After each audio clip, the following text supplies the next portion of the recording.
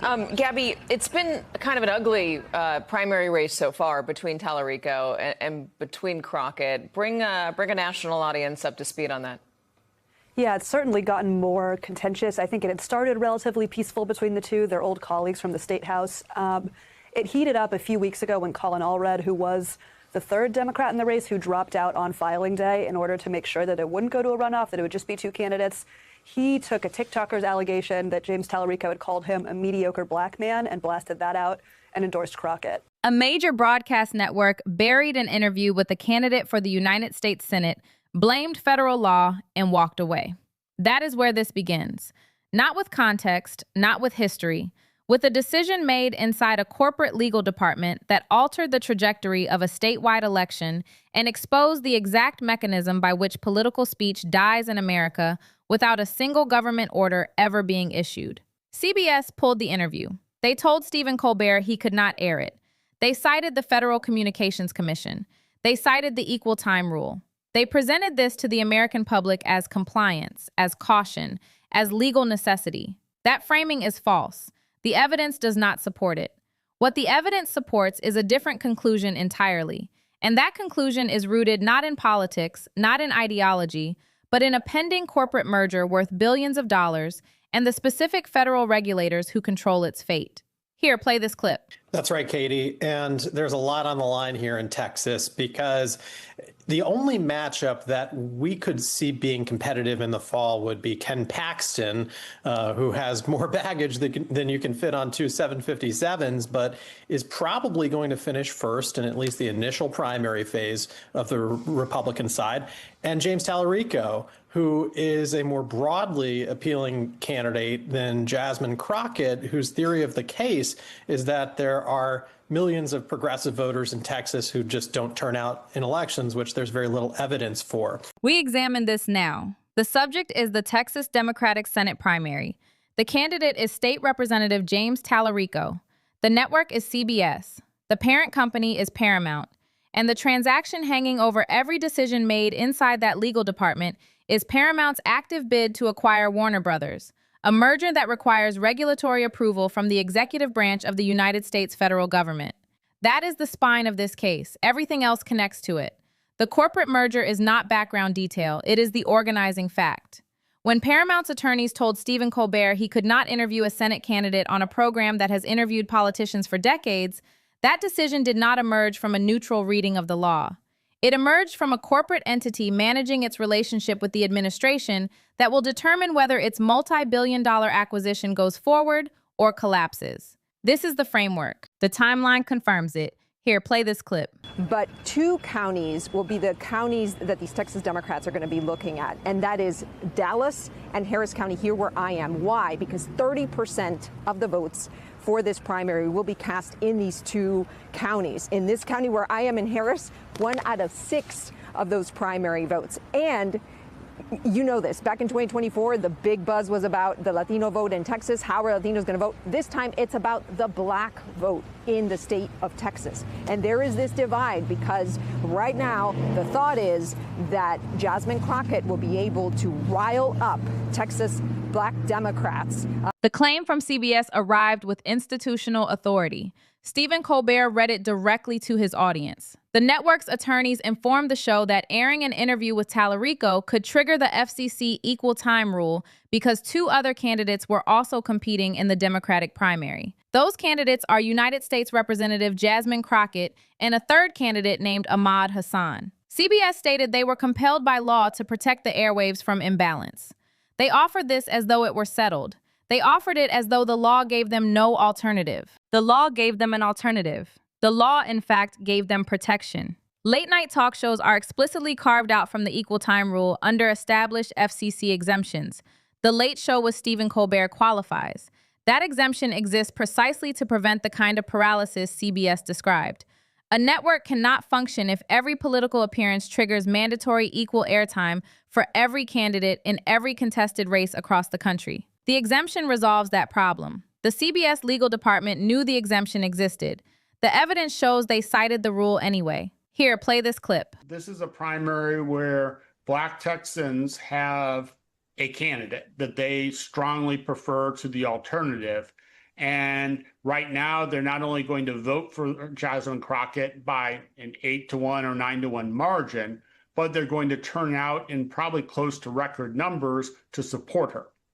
Just given the enthusiasm that we're seeing in the polling we're doing. The record shows a single factor that explains the gap between what the law says and what CBS did. FCC Chair Brendan Carr had signaled a desire to walk back that exemption. He had not changed the law. He had not issued a formal ruling. He had not opened a formal rulemaking process. He had indicated a preference. CBS preemptively abandoned editorial independence based on the stated preference of a federal regulator who operates within the same administration reviewing Paramount's acquisition request. Not based on the statute, not based on a formal order, based on what that regulator might want. The defense dissolves on contact with the text of the law. Now the record sharpens further. Jasmine Crockett, the primary opponent CBS cited as the reason the interview could not air, stated publicly that her team had received information indicating the federal government did not shut down the segment. She stated it was her understanding that either Stephen Colbert or CBS simply decided not to air it. She stated the decision was made because someone, somewhere, chose not to do it out of fear of what the FCC might eventually say. Here, play this clip. I think the Democratic nominee absolutely matters, but I think if you talk to anyone who was involved with the 2018 Texas Senate race, where Ted Cruz won by about 2.5 points against Beto O'Rourke in a cycle that favored Democrats, I think people would say, yeah, it might be a small chance, but there is a chance, right, that a Democrat could flip this seat. And the candidates on both sides very much matter. Ken Paxton argues that in a year that looks like it's going to be good for Democrats around the country, you need someone who can turn out. This testimony is significant precisely because of its source. Crockett is not a Talarico ally. She is the direct competitor for the same Senate seat.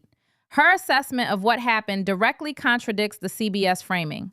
The pattern, seen from both inside and outside the network's decision, points in one direction. CBS made a choice and described it as a legal requirement.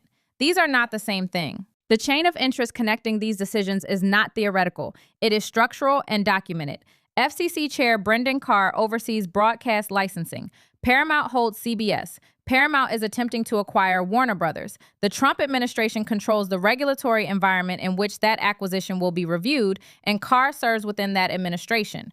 A corporation attempting a merger worth billions does not antagonize the administration reviewing that merger by generating political controversy around a Senate candidate.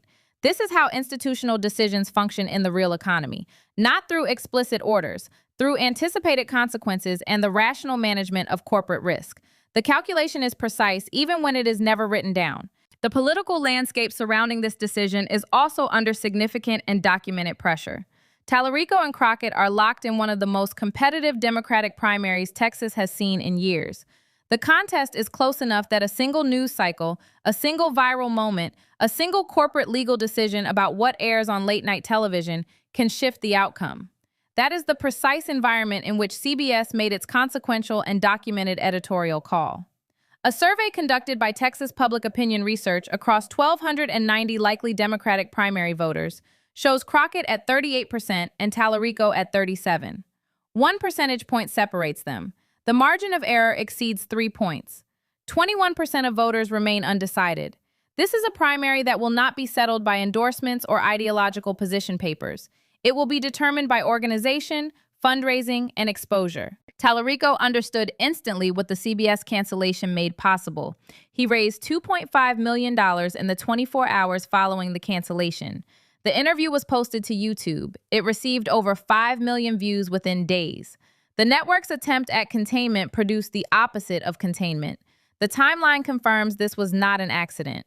Talarico framed the CBS decision immediately as censorship directed by the Trump administration. He attributed fault to the executive branch, not to Paramount, not to the network's legal department, not to the corporate calculation underlying the merger. He called it cancel culture from the top. He stated a threat to one First Amendment right is a threat to all of them. This framing is politically precise and factually selective. Talarico declined to clarify when directly asked his attribution of fault to the administration rather than to the corporation. That gap matters, and the record establishes it clearly. Talarico identified the correct mechanism, the merger creating structural pressure between Paramount and the Trump administration, without acknowledging that the decision was made inside a corporate legal department, not inside a government office. He pointed to the president and raised money off the president. but the hand on the lever was inside Paramount. The distinction is not merely rhetorical. It is the difference between government censorship and corporate self-censorship motivated by government interest. Both are serious. They are not identical. Talarico chose the more powerful framing for fundraising purposes and declined to correct it when pressed. Crockett is not without scrutiny of her own. She faced significant criticism for remarks published in Vanity Fair in which she described some Latino voters' attitudes toward immigration as resembling a slave mentality and suggested the country's need for labor meant we are done picking cotton. She defended the comments by stating she never intended offense. The controversy generated sustained pushback, but did not appear to fracture her base. She leads among Black voters at 75% in a primary where that margin is structurally decisive. Mark Jones, a political science professor at Rice University who analyzes the full 254-county landscape of Texas Democratic voting behavior, states that Dallas and Harris counties alone will account for approximately 30% of total votes cast in this primary. Crockett's organizational investment in those counties is the central pillar of her electoral strategy. Talarico leads among white voters by 14 points and among Latino voters by 10. Neither advantage is large enough to overcome a decisive Black voter turnout differential in the two largest urban counties. The ideological separation between the candidates is real but narrow in most areas. Both support raising taxes on the wealthy. Both support repealing the tariff structure imposed by the Trump administration. Both support ending offensive weapons sales to Israel. Both voted against spending bills that included DHS funding, and both have called for structural reform at Immigration and Customs Enforcement. Talarico stated publicly that ICE functions as a secret police force, that agents who abuse power must be unmasked and prosecuted, and that agency funding must be redirected to communities. Crockett stated the agency requires a complete overhaul. These are not materially different positions. The real fault lines run through institutional reform. Talarico wants the Senate filibuster eliminated. Crockett supports targeted exceptions. Talarico prioritizes term limits and ethics codes for the Supreme Court before considering expansion. Crockett supports expansion now. These differences are real, but unlikely to determine the outcome of the primary. The CBS cancellation, the money it generated, and the name recognition it produced are more structurally relevant to the result than any policy distinction. A former candidate named Colin Allred dropped out of the race prior to the primary and endorsed Crockett. Allred subsequently amplified an allegation from a social media user claiming Talarico had called Allred a mediocre Black man. Talarico disputes the account, stating he called Allred's campaign mediocre, not Allred himself. The allegation circulated without resolution. Super PACs began running negative advertisements against both candidates. The primary had moved from a competitive policy contest into attritional territory. This is consistent with the pattern established by the CBS cancellation. Every element of this race is being processed through the lens of conflict, narrative weaponization, and financial extraction. The institutional accountability dimension of this case is severe. No formal legal action has been initiated. The FCC has not issued a ruling. Brendan Carr has not clarified the application of the existing talk show exemption to this specific situation. The commission remains publicly silent while a major network deploys its agency name as justification for pulling a Senate candidate's interview. That silence is not neutrality. When a regulatory body allows its institutional authority to be used as a shield for corporate self-censorship without issuing a correction, it participates in the outcome. The ambiguity serves the regulatory interest. CBS cannot be penalized for being cautious, and the FCC cannot be held accountable for an order it never issued. The architecture of this outcome is airtight precisely because no formal action was required to produce it. This is how regulatory capture functions at scale. The FCC does not need to instruct CBS to suppress the interview. The merger application creates the incentive. Carr's stated preference creates the signal. Paramount's legal department converts the signal into a decision. The decision is dressed in the language of legal compliance. The candidate's interview disappears from television. The voter turns to YouTube. The network files nothing. The regulator says nothing. The merger conversations continue. Every institutional layer has cover. This is not a failure of the system. The system is operating exactly as designed. To understand the full weight of what CBS did, the law itself requires plain examination. The Federal Communications Commission enforces the equal time rule under Section 315 of the Communications Act. The rule was designed with a specific purpose. It prevents broadcast stations from using their licensed public platforms to tilt elections toward preferred candidates by granting free airtime selectively. If a station gives one candidate airtime, it must offer comparable time to other legally qualified candidates in the same race. The principle is straightforward. The public owns the airwaves. The license to broadcast is a public trust. That trust cannot be weaponized to produce electoral outcomes by allocating exposure asymmetrically. But the drafters of that law understood something CBS appeared to forget or chose to ignore. A rigid equal time requirement applied to news and entertainment programming would make political coverage functionally impossible. Every interview, every panel appearance, every late-night conversation would trigger cascading obligations to book candidates polling at 2% alongside frontrunners polling at 38%. The law would become a tool for suppressing political coverage rather than protecting it. To prevent that outcome, Congress and the FCC created specific exemptions. Bona fide news interviews are exempt. Bona fide news documentaries are exempt.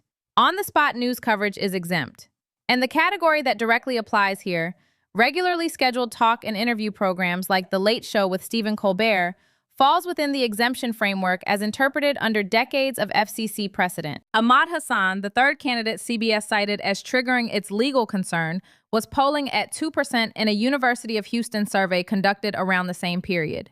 The equal time rule, even under its most rigid interpretation, has never been understood to require a major network to give equal primetime exposure to a candidate drawing single-digit support in third place.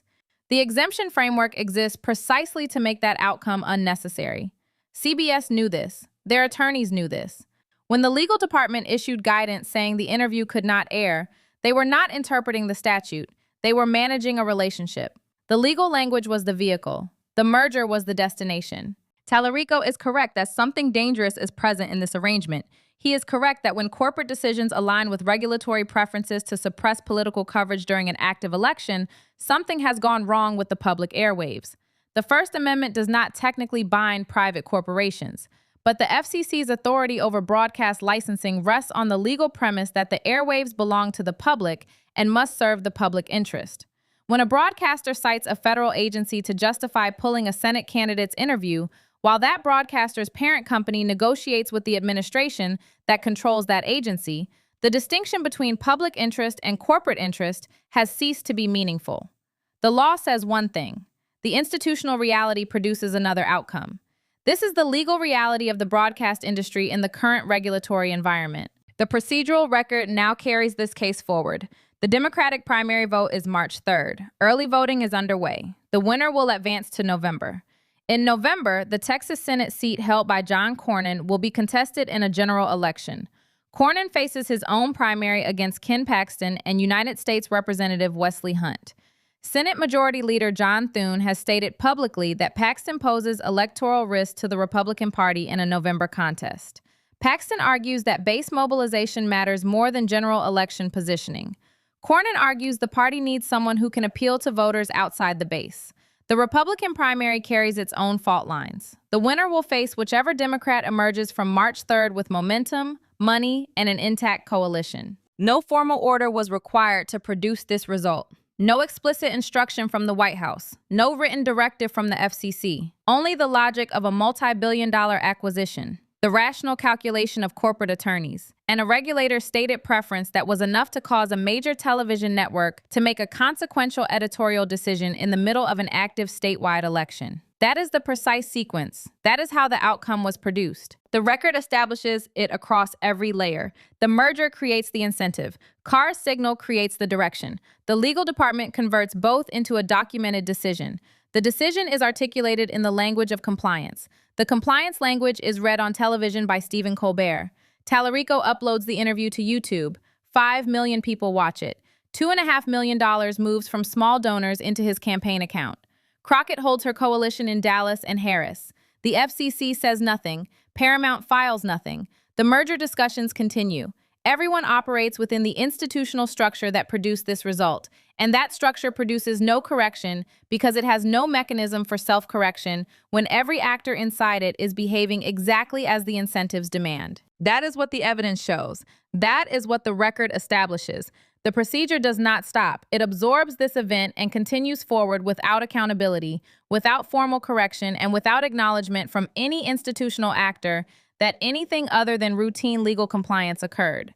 There are no heroes in this docket. There is only the mechanism. The mechanism is visible, it is documented, and it will produce the next result the same way it produced this one. Before we close, one quick clarification. Everything presented in this script is drawn from publicly available information, including official statements from CBS and Paramount, on-the-record remarks by the candidates and their campaign representatives, published polling data from Texas Public Opinion Research, Emerson College, and Texas Southern University, documented FCC regulatory authority and exemption law as written in Section 315 of the Communications Act, and public financial disclosures related to campaign contributions and political action committee activity. This content is not a call to action of any kind.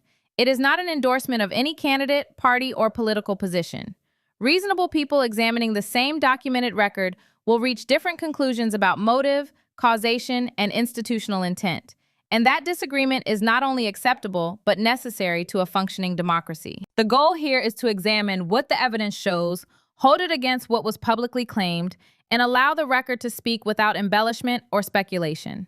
If you found this analysis valuable, if you believe that documented, evidence-grounded examination of institutional behavior belongs in public conversation, subscribe. Share this with someone who wants to understand how these systems actually operate beneath the language of compliance and procedure. The discussion this moment warrants is exactly the kind worth having.